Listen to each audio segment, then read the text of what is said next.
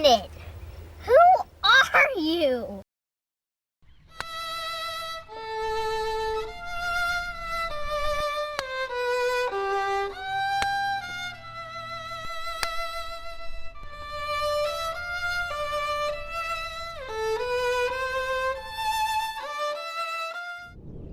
Well, I think you know what's coming on part 2 of my Ewa Beach course vlog. In any case, let's watch this debacle together and see where it all went wrong. It was an excellent front 9 for me, only going 7 over. Now for hole 10, no shot tracer on this shot, but it ended up being quite decent, landing in the middle of the fairway with 232 yards to go. And it's from this point on where the train to breaking 95 completely derails. Surprisingly, even after 2 straight shanks, I was still mentally in it. Thought I could just land it on the green, hope for a 1-putt to make par, at worst a bogey. But that chunk just took the wind out of my sails, and you'll see what I mean.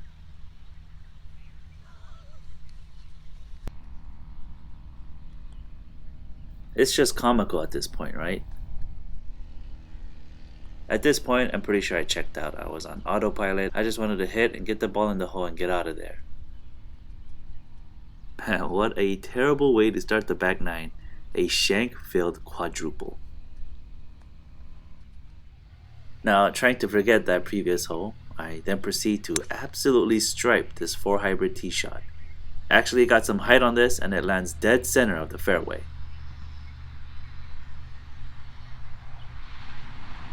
Now this is quite a tricky yardage for me, the 75-yard approach shot. And like I always do with my wedges, I just dig in way too deep. Even though I'm on the green, I leave this shot well short of the flag.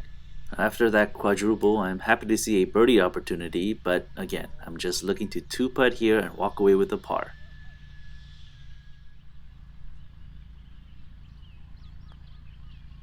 I didn't read the green well on that putt. Now I had a chance to save par, but that disappointing 3-putt leaves me with a bogey. Hole 12 is another short par 4 measuring out at 235 yards. I opt to just hit a smooth 6-iron, and it ends up leaving me in great position.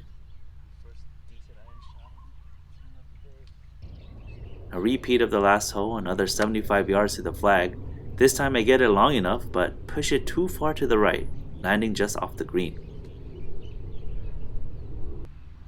Now, using the old Texas wedge here, but just didn't give it enough gas.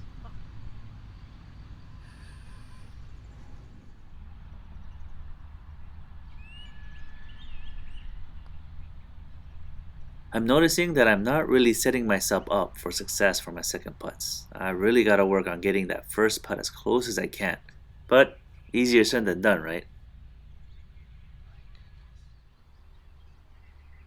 Now for a 111-yard par 3, and that same shank comes back, heading straight into the water. Hitting for 3 at the drop zone, and I don't get it far enough again.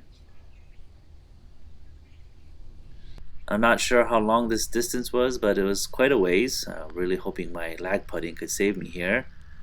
Left the putt well short. Putting for 5 now, and I make a clutch putt to save the double. Yay!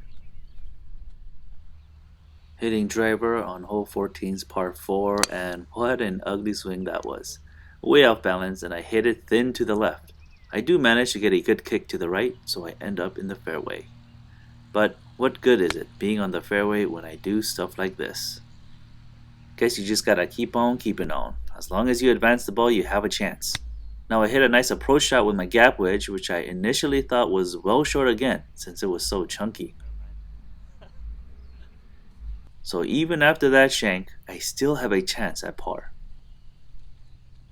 Now that was a great effort putt, and I happily take a bogey. On hole 15, I am teeing off with one of my favorite clubs in the bag, my sub 70 4 hybrid. I'm happy to get some height on it again, as most of my hybrid shots are quite low. Now I'm left with 200 yards to the flag, and I decide to go for it with my 4 hybrid, but a bad mishit advances the ball only 80 yards. Have a gap wedge in, but a bit too much mustard on that one, landing on the rough past the flag. Now this was a bit nerve-wracking chip here onto a downhill slope, but I managed to hit my target and have it trickle down towards the hole. Pat myself on the back for that one.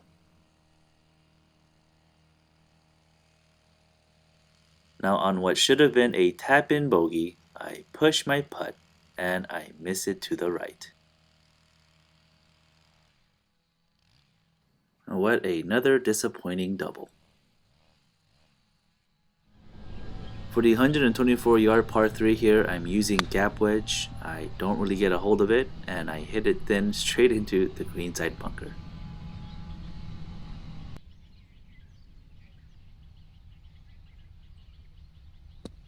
Now that was a really funky follow through on that bunker shot. It felt like it was all arms, felt like a T-Rex there.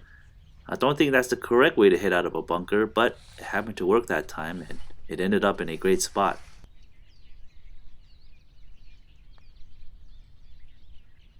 Oh man, what an amazing bunker save for par that would have been. Ah well. Hole 17 is a par 5, 517 yards. Have still not parred on the back 9 yet. Hoping I can stop the bleeding here, but this sky drive does not bode well for my chances. 307 yards to the pin, hoping to get at least 200 yards closer with my 4 hybrid, but I top it for only 120 yards. But no worries, it's a par 5, still got plenty of chances, right? My plan here with my 6 iron was to land it a bit left, short of the green, and have it roll up. But I chunk it again and I push it way right. I thought it'd be fine, but once I got there, I saw that it had gone into the water. Hitting for 5 now, and this was such a bad swing. I chunked it so hard it actually hurt my hand. Now I'd say my chipping has improved a little lately. I mean, this one was too long, but I actually chipped it, didn't thin it or chunk it. I just gotta work on getting the distance down. Now that downhill putt for double just flies right past, and I have to putt back up for the triple. And you hate to see it. Another quad. Alright, at the last hole. Par 4, 351 yards. Have my trusty 4 hybrid off the tee, but it fades way too much to the right. Can that even be called a fade? That's just a pure slice probably. Got this giant tree in front of me, using my pitching wedge to get over it, and I barely do, clipping some of the branches at the very top there. Now disregard the swing, and just look at the nice condition of the course. Looks like a velvety smooth fairway, but not anymore. Scary chip here staring down a bunker right in front of me, but like I said, my chipping has improved a bit. I clear the bunker and get on the green.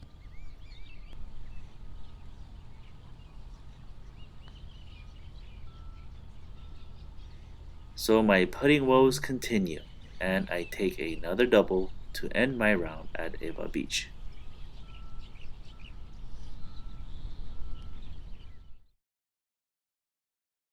To say the back 9 was disappointing is quite the understatement.